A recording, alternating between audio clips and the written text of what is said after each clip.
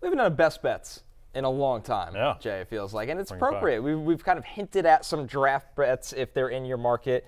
Jay, what do you got this week? Which one are you looking at? So I got a few. First one is, and especially if you use promo code Barry at BetMGM. Exactly. Risk-free bet up to $1,000. Yes. I haven't said that in a while, but I believe that is the promo. Correct. I'm stealing this from a friend of ours, Brad Spielberger from PFF. I spoke to him yesterday. He said his best bet by far is Christian Gonzalez to be the first cornerback taken. Now, the thing is, one, I'm going to preempt your joke about find your own bets croucher. No, I'm going to find one from my friend, Brad Spielberger.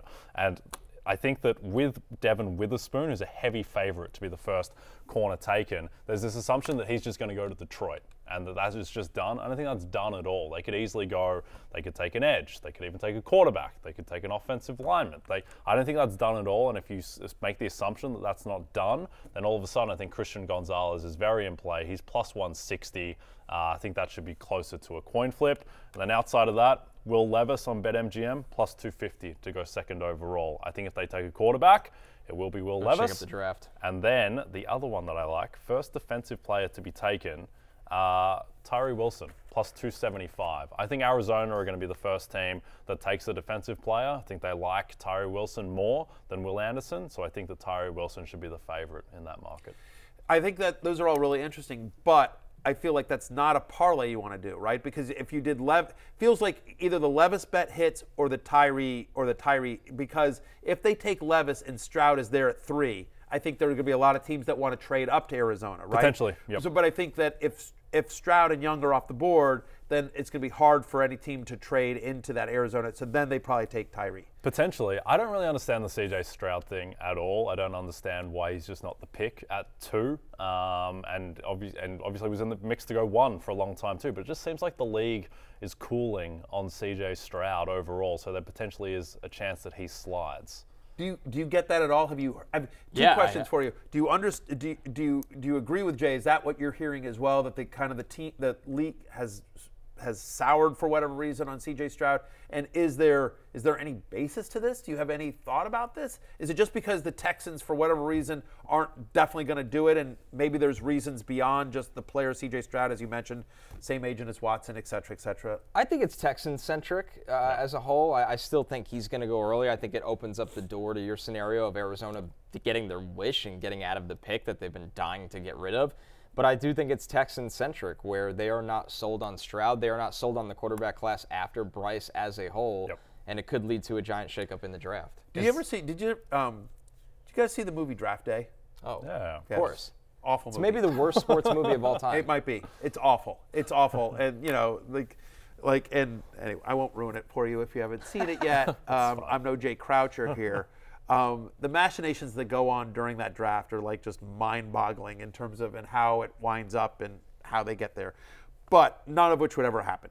All that said, in draft day, if you remember, there is a quarterback prospect that everyone says is like the no-brainer number one, the Andrew Luck, the Peyton Manning, the most complete quarterback prospect, ever kind of guy, the Trevor Lawrence, if you will, and he ends up dropping.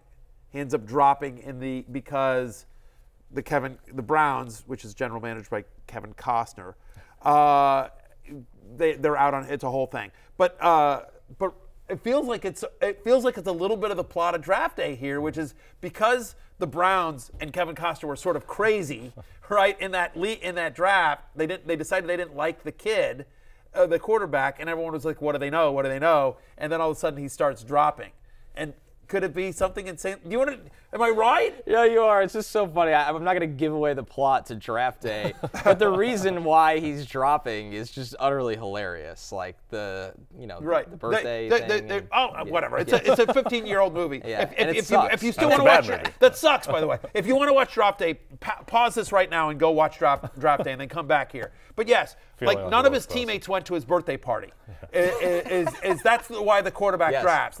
And so Kevin Costner assumes that means he's not a good leader and his team doesn't like him and he's too much about him. By the way,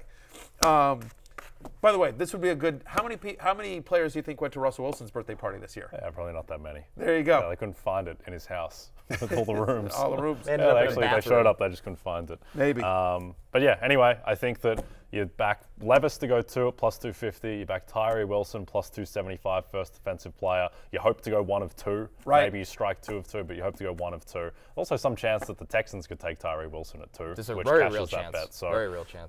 Those would be my plays. I like it. Okay. I like it. Yeah, I mean, that's really interesting. But yeah, I do think, yeah, I think it's, that's my take, is that I don't think both those things happen.